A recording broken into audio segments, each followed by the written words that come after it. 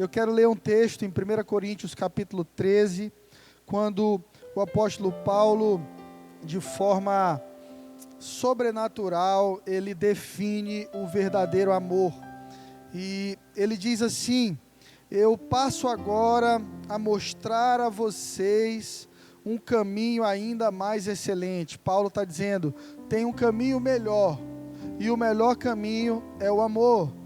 E aí o apóstolo Paulo diz, ainda que eu fale a língua dos homens e dos anjos, se não tiver amor, eu serei como um sino, ou como um prato que fazem som, mas são vazios por dentro. Ainda que eu tenha o dom de profecia, e saiba todos os mistérios, todo o conhecimento, se não tiver amor, ainda que eu tenha fé capaz de mover as montanhas, se não tiver amor, nada serei. Ainda que eu dê aos pobres tudo o que possuo, e que entregue o meu corpo para ser queimado, se não tiver amor, nada disso valerá. O amor é paciente, é bondoso, não inveja, não se vangloria, não se orgulha, não maltrata, não procura os seus interesses, não se ira facilmente, não guarda rancor. O amor não se alegra com a injustiça, mas se alegra com a verdade, porque tudo sofre, tudo crê, tudo espera, tudo suporta. Paulo está nos ensinando que o verdadeiro amor sempre está disposto a um recomeço. Por isso que a palavra de Deus diz que Deus é amor, porque Deus está sempre disposto a um recomeço. Deus está sempre disposto a recomeçar contigo.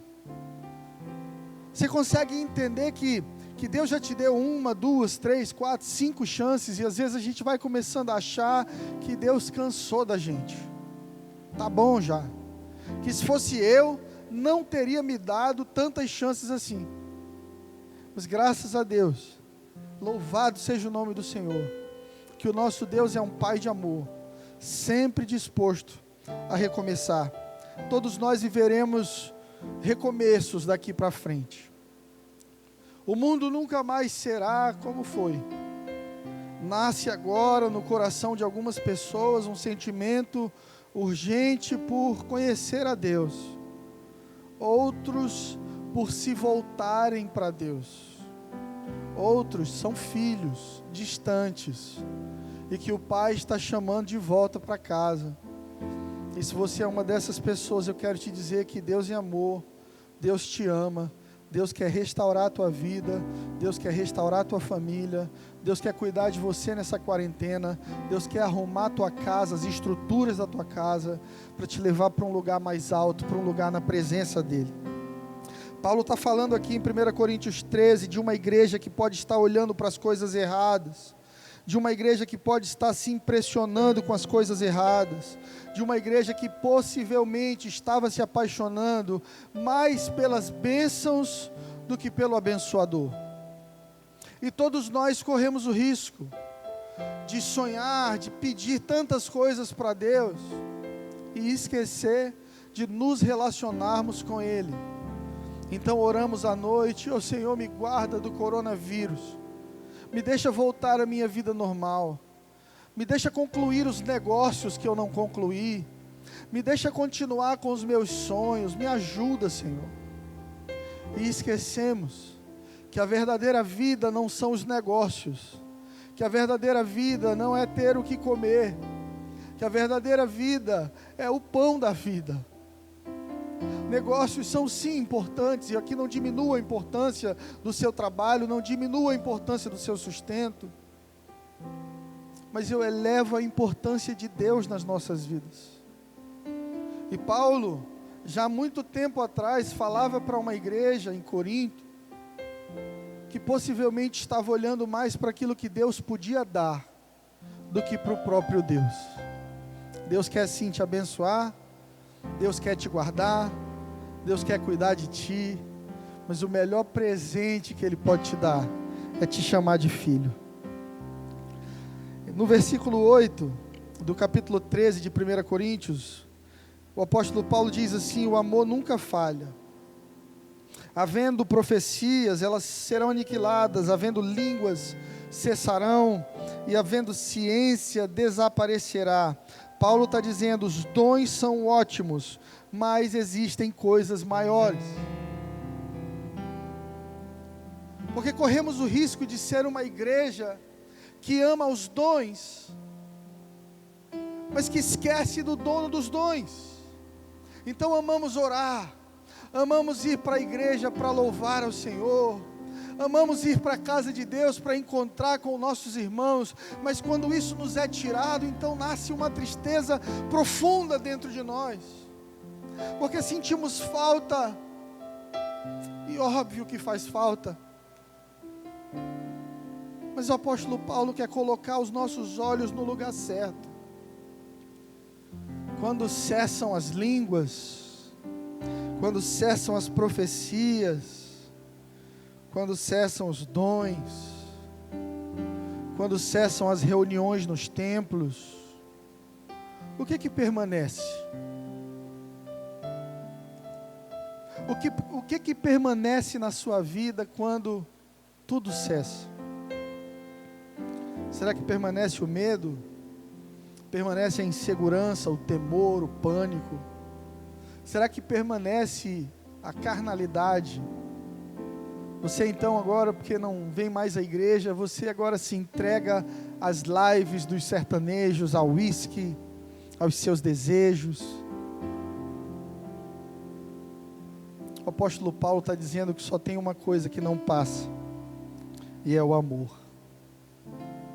Quando Paulo diz que os dons cessarão, a palavra dom significa presente. Paulo está dizendo, olha, os presentes cessarão. Legal que você tem um carro bom, legal que Deus te deu essa casa, puxa, muito bom que Deus te deu esse curso, mas tudo isso vai passar, e só permanece o amor, só permanece o Deus eterno, porque Deus é amor. Parece que tudo hoje é a respeito de imagem, né? E há um trecho que o apóstolo Paulo diz aqui ainda no capítulo 13, que quando vier o que é perfeito, então o que é em parte será aniquilado. Aí Paulo diz assim, quando eu era menino, falava como menino, sentia como menino, me comportava como menino, então cheguei a ser homem, acabei com as coisas de menino. O apóstolo Paulo está dizendo que amor de verdade, relacionamento com Deus de verdade, não é sobre dons, não é sobre aquilo que Deus pode te dar, isso é coisa de menino. Eu me lembro quando ia ao shopping com meu filho ou minha filha, quando eram mais novos, e estava tudo indo bem, e de repente eles olhavam um brinquedo na loja de brinquedos e pediam aquele brinquedo, e eu não podia dar. Então eles choravam, e uma vez, meu filho olhou para mim zangado e disse, eu não te amo mais. Ele era pequenininho. E quando ele disse isso, eu entendi o que Paulo queria dizer. Que meninos amam de maneira condicional. Se você dá o que ele pede, então ele acha que te ama. Se você não corresponde da maneira como você está, se Deus não corresponde ao seu pedido, então você não ama mais. Paulo está dizendo, há um chamado para a igreja superior a isso. Sobe para um lugar mais alto, aonde a tua fé não está conectada ao que Deus te dá, mas a quem Deus é para você. Aonde a tua fé não está conectada a você poder sair de casa ou não, mas ao fato de saber que Deus está dentro de você. A própria palavra diz, será que vocês não sabem que são templos do Espírito Santo? O Espírito Santo mora dentro de você. Deus tendo todos os lugares do mundo para morar, Deus podendo escolher os melhores palácios para morar, escolhe morar dentro de você, da criação dele. E aí nós ficamos perguntando, cadê Deus? Cadê Deus? Aonde Deus está? Como é que eu faço para ouvir Deus? Olha para dentro. Será que você estava vivendo uma vida tão rápida, tão corrida, em busca dos teus sonhos e planos, que você não teve oportunidade de olhar para dentro de você, e agora você tem. E quando você olha para dentro, você se vê vazio. Eu quero profetizar e declarar: Deus vai te encher de vida, de graça, de favor. E nos próximos meses desse ano, você vai desenvolver intimidade com Deus. Porque Deus não é um gênio da lâmpada. O gênio da lâmpada está no filme Aladim. O Aladim acha a lâmpada e ele esfrega, sai aquele homem grandão. E aí, você tem 3 desejos. Alguns de nós achamos que Deus é o gênio da lâmpada, que a gente esfrega a Bíblia e Deus sairá dela e dirá: o que você precisa? Não funciona assim com Deus. Deus é Pai, e como um Pai amoroso, Deus usa processos e desertos para nos conduzir à sua presença. Em 2 Pedro 3,17, o apóstolo Pedro disse o seguinte: portanto, amados, sabendo isso de antemão, guardai-vos de que pelo engano de homens abomináveis, sejais juntamente arrebatados e descaiais da vossa firmeza. Pedro aqui está trazendo uma revelação mais profunda, aumentando a responsabilidade da igreja. Pedro está dizendo: se guardem, se protejam, guarde o seu coração de heresias, guarde o seu coração de homens abomináveis que distorcem a palavra de Deus. Guarde o seu coração de aprender a palavra de Deus apenas na voz, na mente de outro homem. Pegue a sua Bíblia na sua casa, leia, peça a Jesus e ao Espírito Santo para te darem entendimento e deixe Deus falar contigo através da palavra. Pedro está dizendo: se guarda, cresce. Quem precisa ser observado todo o tempo é criança. E tudo bem ser criança por um tempo, mas chega a hora da maturidade para todos nós. E eu acredito que Deus está trazendo maturidade sobre os cristãos do Brasil,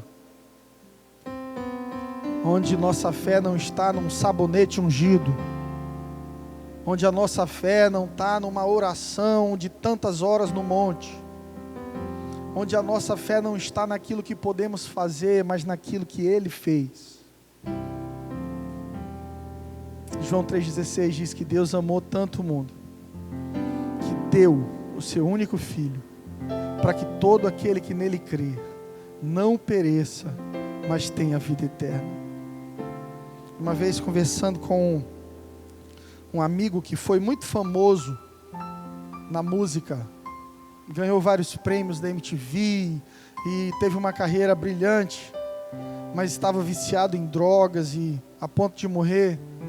Então ele entendeu o sacrifício de Jesus e ele disse: Fred, se a maneira de Jesus me amar foi morrendo por mim, então eu entendo que a minha maneira de amar a Deus é vivendo para Ele. E é por isso que você ainda está vivo. Mas você precisa entender o propósito da sua vida. Se você nesses dias se perguntou: por que eu estou vivo ainda? Qual é o sentido da vida? Qual é o sentido de tudo isso? O sentido da criação do homem e do mundo é glorificar a Deus. Aproveita esse tempo em casa e faz uma revisão de vida. Eu conversava com um amigo que mora na região da Lombardia, na Itália. Eu tive com ele em dezembro. E eu liguei para ele ontem para saber como que está a situação na Itália. E ele me disse que o número de divórcios, de pedidos de divórcio tem aumentado. Porque existiam e existem muitos casais que estão sobrevivendo. Mas Deus não te chamou para sobreviver com a sua esposa. Jesus disse: eu tenho vida e vida em abundância. Deus tem paz, Deus tem alegria, Deus tem vida para você. Se o teu relacionamento com a tua família, com o teu marido, com a tua esposa, está difícil, está pesado nesses dias, coloque o joelho no chão, ore. Não tenha medo de pedir perdão. Pedir perdão não te diminui, pelo contrário, te faz mais nobre. Como disse o pastor Cláudio Duarte, você tem que escolher entre ser feliz ou ter razão. É melhor ser feliz. Nós gostamos de culpar as pessoas pelo nosso fracasso. Isso começa lá no Jardim do Éden com Adão. A culpa é de Eva, Eva, a culpa é da serpente. A serpente, a culpa é tua, Deus. A gente está sempre transferindo a culpa das nossas dores, dos nossos fracassos para outros.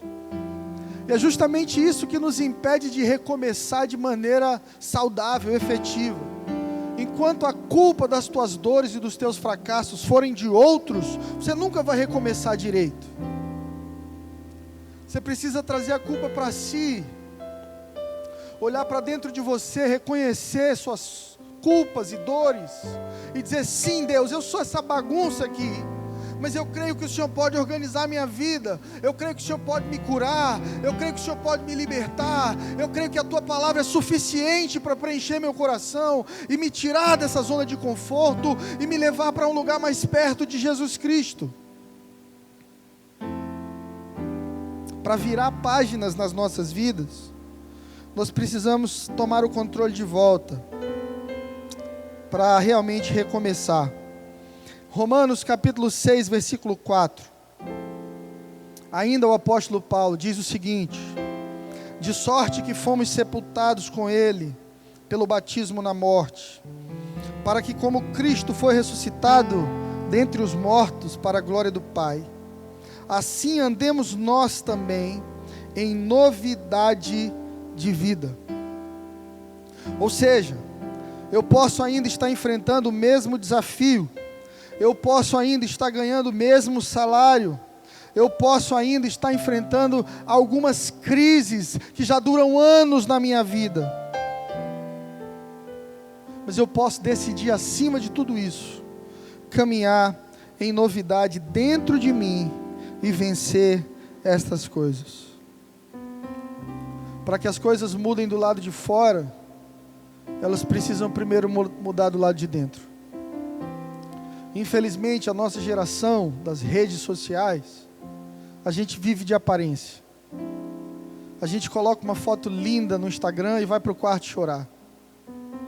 A gente fala para todo mundo que está bem, e veste uma armadura de orgulho e de força, e sabemos que por dentro estamos com medo e quebrados.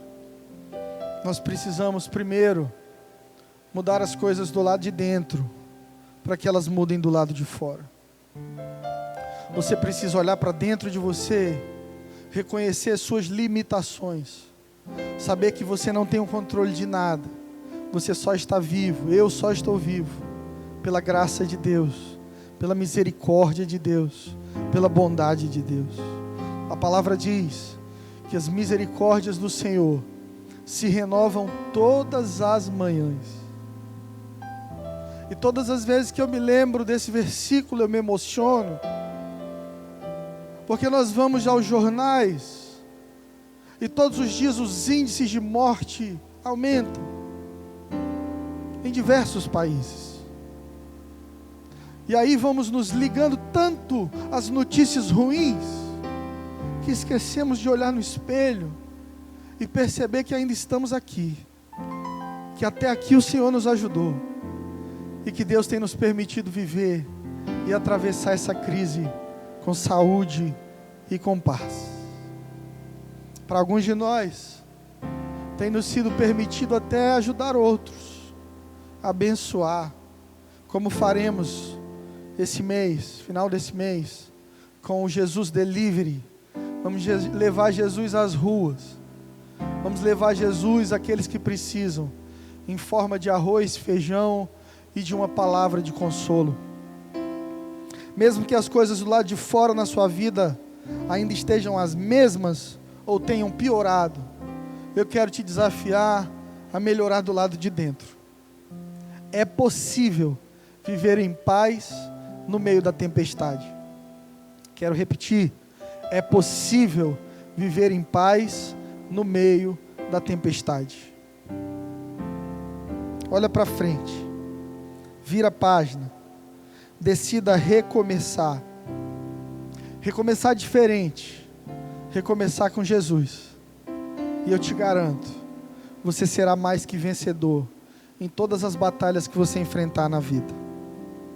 Eu quero falar rapidamente de 3 atitudes para recomeçar da maneira certa. A primeira delas, pare de olhar para a vida dos outros. Evite comparações. Isso vai te ajudar a focar na sua história com Deus. Isso vai te fazer focar na construção que Deus está realizando dentro de você. Você já percebeu que algumas pessoas vivem das dores dos outros?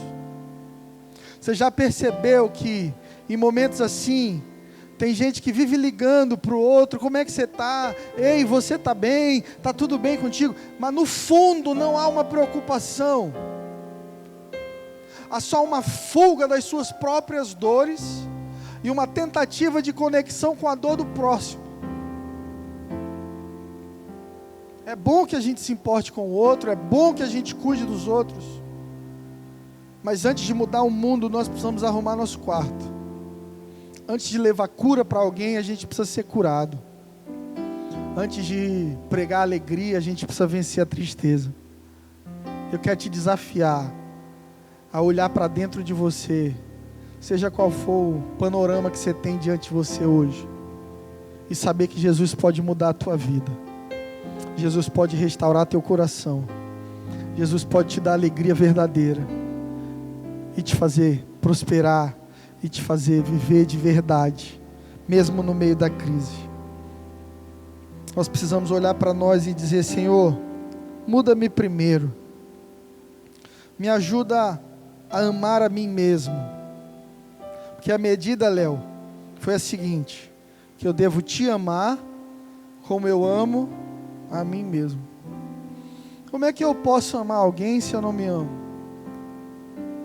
Como é que eu posso dar amor para alguém se eu não tenho amor dentro de mim? E a própria palavra profetiza que nos últimos dias o amor de muitos esfriaria. Se você der uma olhada nas notícias, nas redes sociais, há tanta falta de amor, há tanto julgamento, tanto juízo, e tão pouco amor sendo derramado. Você quer virar a página na sua vida? Ame. Ame a sua história. Ame a sua vida. Ame a sua identidade. Ame seus filhos. Ame seu marido, sua esposa. Ame sua casa. Se você tem um teto sobre sua cabeça, ame o fato de Deus ter te dado um lugar para dormir. Ame o fato de ainda estar vivo. E quando você estiver cheio de amor, você será uma fonte de amor. Jesus disse isso para a mulher samaritana. Ele disse para ela: se você soubesse quem fala contigo, é você que ia me pedir água. Eu não só te daria água, como faria uma fonte dentro de você. Porque tudo que Deus te dá não é só para você. Deus não quer te amar para esse amor parar em você. A promessa de Jesus é de sim te amar, saciar a tua sede, mas fazer você uma fonte de amor, porque nunca para em nós. Então, se você conhece a Jesus, se você recebeu um toque de Jesus, talvez você seja a única pessoa da sua casa que ora e que fala com Deus. Deus te colocou aí como fonte de água viva. Deixa essa água jorrar. Seja amor, seja cuidado, seja esperança. Segundo ponto, você nem sempre vai ter o que deseja, e mesmo assim você precisa crescer e ir adiante.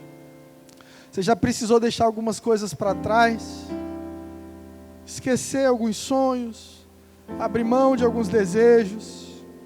A vida não é perfeita. E se a gente acha que a vida é perfeita, somos infantis, como o próprio apóstolo Paulo diz. Precisamos encarar a vida como ela é, e muitas vezes a dor é didática, a dor ensina. E quando a gente quer fugir da dor, Deus quer usar a dor nas nossas vidas. Ah, está doendo, estou perdendo, estou sentindo, estou com medo. Deixa Deus usar tudo isso no teu coração para te levar para mais perto dEle. Negar a dor, negar a existência da dor, negar a existência do sofrimento não é fé, é falta de humanidade. Eu acho incrível, eu estava falando com Flávia isso hoje. Jesus chega ali diante do sepulcro de Lázaro, seu melhor amigo. E Lázaro estava morto. Aí Jesus chora. E eu fiquei intrigado com isso. Jesus chora sabendo que ia ressuscitar Lázaro. Porque em alguns momentos eles pedem choro. Alguns momentos da vida eles pedem choro. Não tenha vergonha de chorar. Não tenha vergonha de nem sempre estar bem. Mas saiba que depois que Jesus chorou, Ele deu uma palavra para aqueles homens. Ele disse: tirem a pedra. E depois Ele disse: Lázaro, vem para fora. Depois de toda a dor, quando Jesus está no cenário, haverá ressurreição. Depois de toda a morte, quando Jesus está no cenário, haverá ressurreição. Se você está perdendo, se está doendo, se está sofrendo, sofra, chore, mas chame Jesus para o cenário e haverá ressurreição na sua vida, haverá ressurreição na sua casa, haverá ressurreição no seu coração. Terceiro ponto, para a gente finalizar. Nós precisamos permitir o nosso coração ser pastoreado por Jesus. A palavra diz assim sobre pastores de si mesmos: filho do homem, profetiza contra os pastores de Israel, profetiza e dize aos pastores: assim diz o Senhor Deus, ai dos pastores de Israel que apacentam a si mesmos, não devem os pastores apacentar as suas ovelhas? Você sempre vai encontrar alguém que diga o que você quer ouvir. Mas você precisa entender que quem te ama de verdade diz o que você precisa ouvir. Você sempre vai encontrar um discurso alinhado com os seus desejos. Mas eu entendi que triunfo, vitória na vida cristã não está no que eu penso, está naquilo que Deus diz. Pastor, como é que eu faço para ouvir a voz de Deus? Leia a Bíblia. Pastor, eu queria tanto que Deus falasse comigo. Leia a Bíblia. Como eu queria uma resposta de Deus, pastor. Leia a Bíblia. Se você não consegue ler a Bíblia ou tem pouco entendimento, eu te recomendo que comece a ler de Mateus para frente. Mateus, Marcos, Lucas, João. Existe uma versão da Bíblia muito simplificada, que é a Mensagem. Bíblia, a Mensagem. Você pode dar um Google e procurar e comprar em alguma editora. Você vai amar a forma simples como essa Bíblia nos traduz o Evangelho. Mas no final das contas, quando tudo passa, quando as luzes apagam, quando a festa acaba, quando o dinheiro vai embora, quando a enfermidade vem, quando vem a dúvida, quando vem a dor, só uma coisa nos sustenta: a palavra de Deus. Eu amo a minha Bíblia. Ela nunca mentiu para mim. Eu amo a minha Bíblia porque ela sempre esteve comigo. Eu amo a minha Bíblia porque antes de eu nascer, ela estava mudando a vida dos meus pais, dos meus avós. Eu amo a minha Bíblia porque mesmo depois que eu morrer, ela continuará aqui, tocando e mudando a história. Eu quero orar contigo. Se você puder, feche os seus olhos aí em casa. Se você estiver com seus filhos, com seu marido, se não tiver, chama todo mundo para a sala agora, para a gente orar junto. Igreja são pessoas, igreja não é prédio, igreja somos nós, pessoas. Junta todo mundo na sua casa aí agora e vamos orar. Pai, em nome de Jesus, nós oramos e invocamos a Tua presença agora, para a vida de cada pessoa que assiste esse culto online agora. O Senhor conhece as nossas necessidades, o Senhor conhece as nossas dores, o Senhor sabe em que área das nossas vidas nós precisamos recomeçar e precisaremos recomeçar daqui a um tempo. Mas é por isso que te louvamos, porque Tu és o Deus do recomeço. Antes de Ti a morte era o fim, depois de Ti a morte é o começo. Onde está a morte, a Tua vitória? Onde está a morte, o Teu aguilhão? Jesus venceu a morte, Jesus venceu a enfermidade, Jesus venceu a ansiedade, Jesus venceu a tristeza, Jesus venceu o abandono, Jesus venceu a fome, Jesus venceu a traição, a decepção. Não há só um sentimento que você sinta aí na sua casa que Jesus não tenha sentido e vencido. E se Jesus venceu, nós através da vitória de Cristo também podemos vencer. Eu abençoo a tua vida, eu abençoo a tua casa. Eu quero dizer aquilo que Jesus disse quando orou ao Pai, antes de ser levado aos céus, e disse: eu não peço que o Senhor os tire daqui, mas peço que o Senhor esteja com eles. Jesus estava literalmente dizendo: eu não peço que o Senhor tire a dor, eu não peço que o Senhor tire o processo, eu não peço que o Senhor torne mais fácil, mas eu te peço, não sai de perto deles nem um segundo, Pai. E a minha oração é essa: seja qual for o processo que eu e você tenhamos de vencer daqui para frente, eu oro para que Deus esteja do teu lado, eu oro para que o Espírito Santo encha a sala da tua casa, eu oro para que Deus fale contigo nas madrugadas, eu oro para que você volte a amar a palavra de Deus, eu oro para que você volte a amar a oração, eu oro para que você volte a amar Jesus como você amou um dia. E se você ainda não amou, eu oro para que você seja despertado em amor por Deus e pela palavra de Deus nessa noite, em nome de Jesus. Se você que está nos assistindo deseja entregar a sua vida a Jesus Cristo como Senhor e Salvador da sua vida, eu gostaria que você orasse comigo. Se você puder comentar aí no YouTube ou no Instagram, coloca: eu quero recomeçar. É muito simples, as coisas com Deus não são complicadas. A palavra diz que se você orar, se você confessar a Jesus como Senhor e Salvador de sua vida, você então será feito filho de Deus. Ah, pastor, eu pensei que todo mundo fosse filho de Deus. Não é não. Todo mundo é criação de Deus. Filhos são aqueles que voltam para o Pai. Em João está escrito que a todo aquele que confessar, lhe é dado o poder de ser chamado filho de Deus. Se esse é um poder que nos é dado, então é porque a nossa condição antes não era.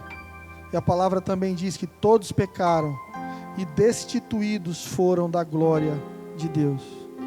Fecha os teus olhos e vamos orar. Senhor Jesus, repita comigo: Senhor Jesus, eu te recebo como Senhor e Salvador da minha vida.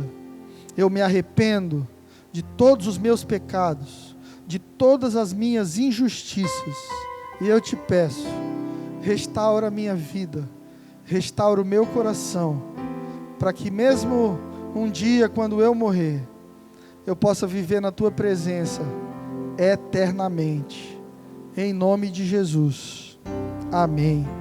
Amém. Amém. Seja bem-vinda, família de Deus. Existe um link aí no Instagram e no YouTube. Você pode preencher dizendo: eu fiz a oração, eu quero receber acompanhamento. Eu tenho recebido algumas mensagens nas minhas redes sociais de pessoas querendo um acompanhamento. Nós temos um time para te acompanhar. A decisão não significa que você será acompanhado por mim pessoalmente. Nós temos um time para realizar isso. Oramos para que muito em breve os nossos cultos sejam retomados e a gente possa ter um contato mais próximo e possamos estar aqui juntos. Eu creio, esse recomeço virá, em nome de Jesus. O meu abraço a todos os telespectadores das empresas que eu citei e agradeci aqui no início. Que Deus abençoe, que essas empresas possam ficar de pé e crescer no meio da crise, prosperarem e nessa prosperidade honrarem o nome do Senhor. E a você eu desejo uma semana abençoada, cheia de Jesus e paz no teu coração. Vai dar tudo certo, porque Deus é bom. Em nome de Jesus. Amém.